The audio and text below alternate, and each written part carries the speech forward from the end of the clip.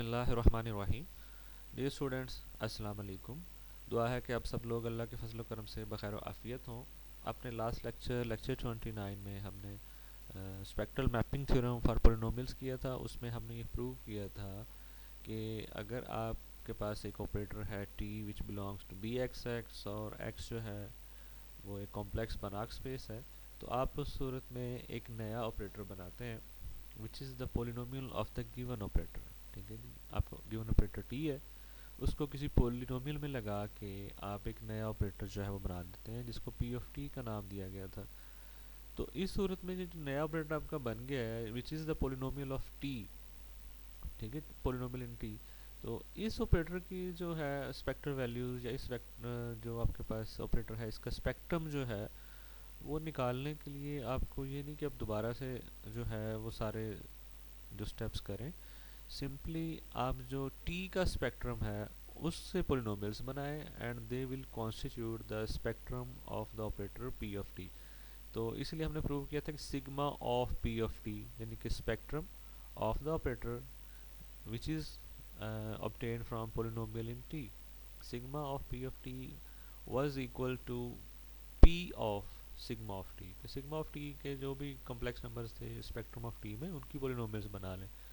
तो इसको equal prove करने के लिए आपने टू साइडेड इंक्लूजन्स प्रूव किए थे। एक बार जैसे आप A is a subset of B and then B is a subset of A, एक बार जो है आपने P of sigma of T जो है उसको सबसेट प्रूव किया था sigma of P of T को टी का, और फिर आपने दूसरे जो था इसका जो है वो कन्वर्स इंक्लूजन जो है वो भी प्रूव किया था।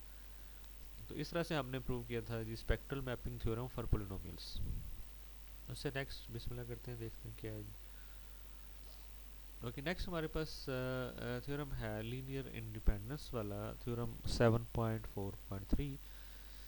ठीक है जी, स्टेटमेंट ये है कि eigenvectors x1 up to xn n eigenvectors हैं corresponding to different eigenvalues, और डिफरेंट आइगन वैल्यूज़ हैं लैम्डा 1 से लेके लैम्डा n तक, उनके कोरस्पॉन्डिंग ये आइगन वेक्टर्स हैं of a linear operator T. ठीक है जी, डिस्टिंक्ट आइगन वैल्यूज़, ठीक है जी, उसके अगेंस्ट ये eigen vectors of a linear operator T on a vector space x।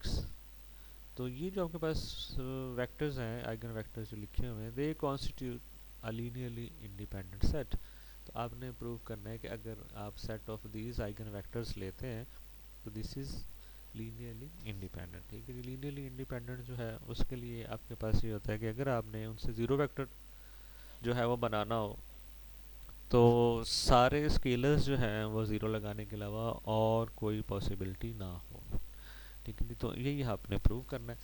तो उसके लिए हम थ्रू कंट्राडिक्शन जो है वो ले लेते हैं। हम ये कहते हैं जी कि ये जो सेट ऑफ वेक्टर्स है आइगन वेक्टर्स x1 से लेके xn तक, this set is not linearly independent, rather it is linearly dependent. ठीक है जी, इंडिपेंडेंट नहीं है बल्कि आपने टू द कॉन्ट्रेरी ले लिया है कि this is linearly dependent. Dependent क्या है जी कि इसमें आपके लिए पॉसिबल है कि किसी वेक्टर को जो है वो दूसरे वेक्टर्स के लीनियर कम्बिनेशन से लिखना। ठीक है जी, डिपेंडेंट का मतलब ये है कि इसमें आप वेक्टर्स को linear combination of the other vectors जो है वो रिप्रेजेंट कर सकते हैं। हम क्या करते हैं, हम देखते जाते हैं जी x1 x2 x3 बारी बारी चेक करते जाते हैं और देखते हैं कि x1 इज़ द फर्स्ट जिसको आप पिछले जितने भी हैं x1 से लेके xm -1 तक वाले उनका लीनियर कम्बिनेशन बना सकते हैं। ठीक है जी, तो वो आपने चूज़ कर लिया। ठीक है जी,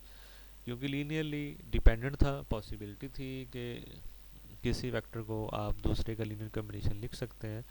तो आप तरतीब से चेक कर देंगे एक्स एम जो है वो अपने पहले जो रह गए हैं पीछे वाले तरतीब एक दे दी आपने। ठीक है जी, x1 x2 सो वन, तो उसी तरतीब में आपने चेक किया कि एक वेक्टर दरमियान में एक एक्स एम ऐसा है जो भी उससे पहले वाले हैं, ठीक है जी, प्रीडिसेसर्स, उनका लीनियर कम्बिनेशन जो है वो लिखा जा सकता है। यानी कि एक्स एम को आप लिख सकते हैं a1 x1 plus so on am-1 xm-1। तो ये एक्स एम जो है लीनियर कम्बिनेशन हो गया जो उसके प्रीडिसेसर्स थे। ठीक है जी, अब आपके पास इसमें ऐसी कोई पॉसिबिलिटी नहीं है। हमने ये सेट ऐसा बनाया है कि एक्स एम से पहले इसमें ऐसा पॉसिबल नहीं है कि किसी को बाकियों का लीनियर कम्बिनेशन रिप्रेजेंट किया जा सके के तौर पर रिप्रेजेंट किया जा सकते हैं ना। एक्स वन को किसी बाकियों के साथ आप लिख सकते हैं, ना एक्स टू को, ना एक्स थ्री को। ठीक है, आप तरतीब से आपने देखा एक्स वन वो अकेला था, आपने उसके साथ एक्स टू मिलाया और देखा क्या एक्स टू को एक्स वन का लीनियर कम्बिनेशन बनाया जा सकता है, यानी कि जैसे scalar multiple of x one नहीं था। फिर आपने एक्स थ्री लिया और देखा क्या एक्स थ्री को एक्स वन और टू के साथ आप जो है वो तैयार कर सकते हैं, नहीं था। इस तरह से एक्स एम वो पहले वाला फैक्टर था जो प्रीडिसेसर्स जो थे उसका लीनियर कॉम्बिनेशन लिखा जा सकता था। तो इसलिए एक्स वन से एक्स एम प्लस वन तक जो है ये तो है लीनियरली इंडिपेंडेंट। ठीक है जी। अच्छा, ये लीनियरली इंडिपेंडेंट है तो आपने क्या किया, एक्स एम के ऊपर जो है अपना operator T minus lambda M I जो है उसको बोथ साइड्स के ऊपर आपने ऑपरेट कर दिया। एक्स एम के ऊपर भी आपने अपना ऑपरेटर लगा दिया टी माइनस लेमडा एम आई, और इस कम्बिनेशन के ऊपर भी लगा दिया। ठीक है जी, ये चीज़ आ गई। ठीक है जी, आपका जब ऑपरेटर है वो लीनियर कम्बिनेशन के अंदर जाके सिर्फ आपके जो वेक्टर्स हैं ये जो आपके पास लिखे हुए हैं इनके ऊपर अप्लाई हो जाएगा। ठीक है जी, क्योंकि ये ऑपरेटर जो है वो लीनियर है ना आपके पास। यहाँ पे आप अगर देख लें लीनियर ऑपरेटर टी है, अगर टी लीनियर है तो T minus lambda M I जो है ये भी लीनियर है, तो इसलिए ये सिंपली वेक्टर्स के ऊपर जाएगा, सम के अंदर स्केलर्स को ये पास करके वेक्टर्स के ऊपर अप्लाई हो जाएगा जाके। ठीक है जी। अच्छा, इसमें जब आप एक्स आई के ऊपर इस ऑपरेटर को लगाते हैं तो ये हो जाएगा टी एक्स सॉरी जे टी एक्स जे। तो टी एक्स जे जो है वो क्या है जी, एक्स जे क्या था, एक आइगन वेक्टर था। तो टी एक्स जे जो है वो होगा लैम्डा जे उसकी corresponding eigenvalue into X J. ठीक है, यही डेफिनेशन होती है आइगन वैल्यू और आइगन वेक्टर की। तो इसलिए टी एक्स जे की जगह आ गया लैम्डा जे एक्स जे, और ऐसे आई एक्स जे जो है वो एक्स जे ही आ गया।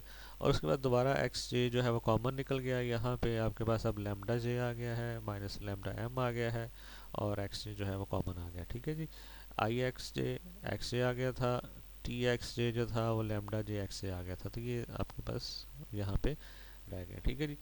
अच्छा, इस तरफ आप देखते हैं टी की जगह जब आप एक्स एम के ऊपर सॉरी इस ऑपरेटर को लगाते हैं तो टी एक्स एम जो है वो लैम्डा एम एक्स एम हो जाएगा, आई एक्स एम जो है वो आपके पास दोबारा एक्स एम हो जाएगा, तो lambda M X M minus lambda M X M. तो ये तो होगी साइड ज़ीरो। ठीक है, एक ही वेक्टर है लैम्डा एम एक्स एम, उसमें से सब्ट्रैक्ट कर रहे हैं अब लैम्डा एम एक्स एम। ठीक है जी, तो इस तरह से ये साइड ज़ीरो होगी। तो आपके पास summation J from one to M minus one into alpha j lambda j minus lambda m x j has become equal to zero. ठीक है, यहाँ पे उसने लिखा भी है द लेफ्ट साइड, ये वाली साइड जो है अब ज़ीरो के इक्वल आ गई। ठीक है जी, अब ये हमें पता था कि ये जितने भी वेक्टर्स थे आपके पास इस सेट के अंदर जो लिखे हुए हैं एक्स वन से लेके एक्स एम माइनस वन तक, ये आपके पास J from one to M minus one variation है, these vectors were linearly independent. ठीक है जी, सही है। अच्छा जी, अब लीनियरली इंडिपेंडेंट वेक्टर्स थे उसके साथ कुछ स्केलर्स लगा के सम जो है आ गया है ज़ीरो। तो शुरू में हमने डिस्कस किया था कि सेट लीनियरली इंडिपेंडेंट है और उससे आप ज़ीरो वेक्टर बनाना चाह रहे हैं, तो उसके लिए आप सिर्फ ये एक कम्बिनेशन लिख सकते हैं कि सारे स्केलर्स जो हैं वो ज़ीरो लगाएंगे तो ज़ीरो वेक्टर तैयार होगा, क्योंकि कोई भी किसी दूसरे के लीनियर कम्बिनेशन के तौर पे नहीं लिखा जा सकता कि आप नॉन ज़ीरो स्केलर्स के साथ एक कम्बिनेशन ऐसा बना लें जो कि ज़ीरो वेक्टर दे रहा हो। तो बिल्कुल वही चीज़ यहाँ पे अब हमने क्या किया कि ये सारे जो है from one to M minus one linearly independent है, और उनका लीनियर कम्बिनेशन इस साइड पे अभी हमने देखा कि ज़ीरो आ गया। ठीक है, लीनियरली इंडिपेंडेंट वेक्टर्स का लीनियर कम्बिनेशन ज़ीरो आने का मतलब क्या है कि आपने सारे स्केलर्स जो है ये सारे स्केलर्स हैं आपके पास वो सारे ज़ीरो लगाए, यानी कि for all J from one to M minus one आपका ये जो alpha J into lambda J minus lambda M जो है दिस इज़ ज़ीरो। अच्छा जी, अब आपके पास for all J from one to M minus one, इसमें ये तो कोई नहीं है। ठीक है, because they are distinct eigenvalues. ठीक है, यहाँ पे आपके पास डिफरेंट आइगन वैल्यूज़ की बात की हुई है, ये सारे जो हैं वो डिफरेंट हैं। ठीक है जी, तो इसलिए यहाँ पे तो कोई जे जो मर्ज़ी लगा लें 1 से m-1 तक, ये डिफरेंस जो है lambda J minus lambda M, ये ज़ीरो नहीं आने वाला, क्योंकि lambda J from 1 to m-1 they are different from lambda M. तो इस प्रोडक्ट के अंदर ये चीज़ तो है नॉन ज़ीरो। ठीक है जी, तो अब ये सारे जो हैं ज़ीरोज़ थे, इसका मतलब क्या हो गया कि हर एक के प्रोडक्ट में ये जो साथ वाला जो है ना ये ज़ीरो है। ठीक है, तो for all J from 1 to m-1 alpha J's are zero. ठीक है, तो ये आपके पास सूरत हाल बनेगी। ठीक है, कि alpha J's are zero for all J from 1 to so on. ठीक है जी, ये उसकी रीज़न भी लिखती है नीचे कि लैम्डा जे और minus lambda M for all J from 1 to m-1 are non zero. ठीक है जी, अच्छा जी, अब आपके पास अल्फ़ा जेज अगर ज़ीरो हो जाते हैं तो आपके पास यहाँ पे alpha 1 zero, alpha 2 zero, up to alpha m-1 is equal to zero हो गया। ठीक है जी, तो यहाँ से आपके पास क्या आ गया जी, एक्स एम जो है वो भी ज़ीरो आ गया। ठीक है जी, अब ये तो आइगन वेक्टर था।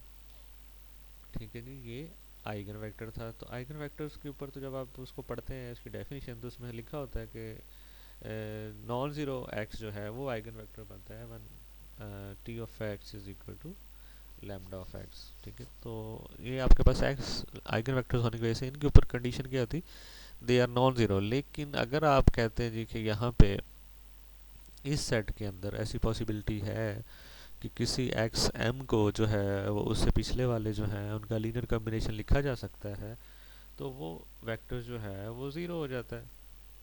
ठीक है जी, इसका मतलब क्या है कि ऐसी कोई पॉसिबिलिटी है ही नहीं है कि आप जो है किसी वेक्टर को linear combination of the others जो हैं वो लिख सके। तो आपके पास ये चीज़ प्रूव हो गई कि आप अगर आपके पास डिफरेंट आइगन वैल्यूज़ के corresponding set of eigen vectors लिया जाए तो वो लीनियरली इंडिपेंडेंट सेट बनाएगा। ठीक है जी, अच्छा एक्सरसाइज जो है इसको आपने, ये सिंपल है, ज़रा इसको आपने कर लेना है। अच्छा, जैसे एक्सरसाइज 1 में है वो कहते हैं कि जी जैसे आपने वो रिजॉल्वेंट इक्वेशन या हिल्बर्ट रिलेशन प्रूव किया था, तो उसमें फर्स्ट पार्ट को यूज़ करके आपने सेकंड पार्ट प्रूव किया था। तो वो कह रहे हैं जो सेकंड पार्ट जो है वो विदाउट यूजिंग फर्स्ट पार्ट जो है आपने प्रूव करना है, विदाउट यूजिंग वन आपने उसको प्रूव करना है।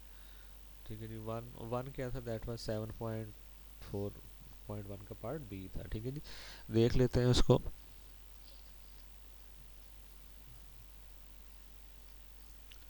हाँ जी, यही था आपके पास, आपने प्रूव करना है टू को, ये वाले को विदाउट यूजिंग वन। ठीक है जी, इसको यूज़ किए बगैर, या 7.4.1 जो है उसका पार्ट ए यूज़ किए बगैर जो है आपने प्रूव करना है। ठीक है जी, सही है।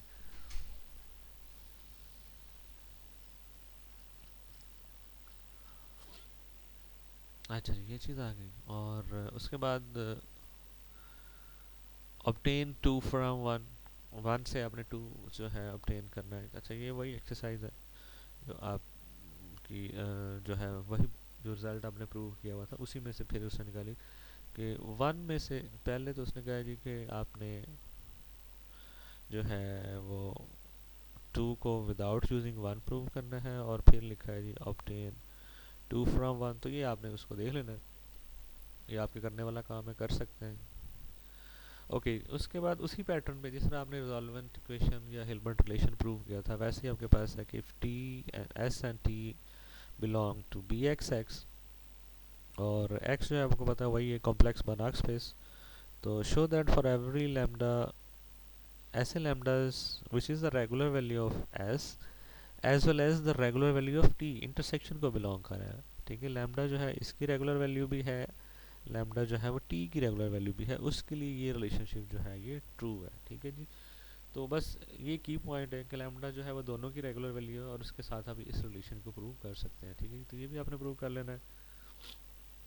अच्छा जी, उसके बाद ये है कि let X be a complex बनाक स्पेस, और टी जो है वो बी एक्स एक्स को बिलोंग कर रहा है, and p a polynomial, show that the equation p of t x is equal to y has a unique solution x for except y from for every y from x if and only if p lambda is non-zero for all lambda from the row of t। अच्छा जी, इसमें जो है आपने solution की existence की बात करनी है कि has a unique solution X for every Y belonging to X. आप जब भी P of T X is equal to Y लिखें तो for every Y belonging to X इसका एक यूनिक एक्स निकल आए, ठीक है, if and only if P lambda are non zero for all lambda belonging to sigma of T. अच्छा जी, तो बेसिकली यहाँ पे आपके पास एक इक्वेशन बन जाएगी, यहाँ पे आपके पास एक कॉम्प्लेक्स नंबर आ जाएगा। वो कैसे कि आपका ये देखिए स्पेक्ट्रल मैपिंग थ्योरम यहाँ पे आप बेसिकली अप्लाई कर रहे हैं। तो इस लिहाज से हम इस एक्सरसाइज को देखते हैं कि टी जो है बी एक्स एक्स को बिलोंग कर रहा है और एक्स जो है वो कॉम्प्लेक्स बना स्पेस है। आपने क्या किया कि पी जो है वो पोलिनोमियल है और पी ऑफ टी अब क्या है, उसी ऑपरेटर टी से बनने वाली पोलिनोमियल है, T from B X X X a complex Banach space. P of T जैसे लेक्चर के शुरू में ही हमने बात की थी कि ऑपरेटर टी की पोलिनोमियल से एक ऑपरेटर बना दिया गया है। तो इसके यहाँ पे पी ऑफ टी जो है इसकी यहाँ पे आप आइगन वैल्यू लगा दें, यानी कि basically P of T X जो है it will be equal to P of lambda X, ठीक है जी, उसकी स्पेक्टर वैल्यू लगा दी यहाँ पे, P of T X will be equal to, ठीक है, यहाँ पे आपके पास पी ऑफ लैम्डा एक्स आ गया, ठीक है, जैसे यहाँ पे इसने इसलिए बात की। तो यहाँ पे एक्स किस तरह आएगा, X will be equal to Y over P lambda is a complex number, ठीक है जी, आपके पास कॉम्प्लेक्स नंबर आ जाएगा।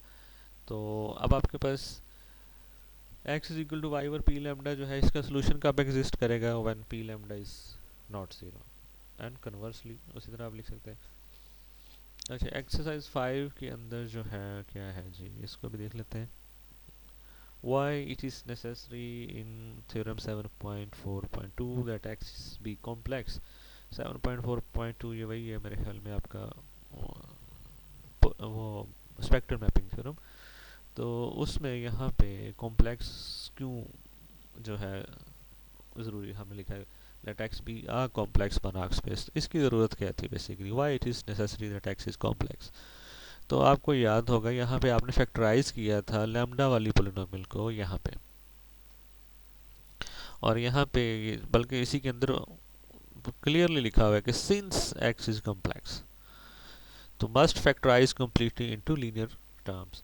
तो अगर x कॉम्प्लेक्स ना होता तो हमारे पास यहाँ पे कोई गारंटी ना होती कि इसके n फैक्टर्स जो हैं वो बन जाएंगे, क्योंकि अगर आप इसको रियल जो है वो कर देते कि x इज़ रियल, तो फिर ये जो आपके पास एस म्यू लैम्डा था इसके रियल फैक्टर्स आने जो थे वो ज़रूरी नहीं है। जैसे आपके पास आप इक्वेशंस को फैक्टराइज करते हैं, जैसे आपके पास क्वाड्रेटिक इक्वेशंस होती हैं तो उसमें आपके पास वो उसके जो है रूट्स क्या आते थे, एक्स इज इक्वल टू यानी शायद minus B plus minus square root of B square minus 4ac over 2 है। फिर आप डिस्क्रिमिनेंट की बात करते थे जी कि कॉम्प्लेक्स रूट्स कब आते हैं, इसलिए आपके पास एक्स का कॉम्प्लेक्स होना ज़रूरी है कि रूट्स इसके कॉम्प्लेक्स भी आ सकते हैं। ये जो आपके पास ज़ीरोज़ इसके हैं ये lambdas they can be from C, तो इसलिए इसको आपने फोर्स किया है कि it should be equal to C. इसको आपने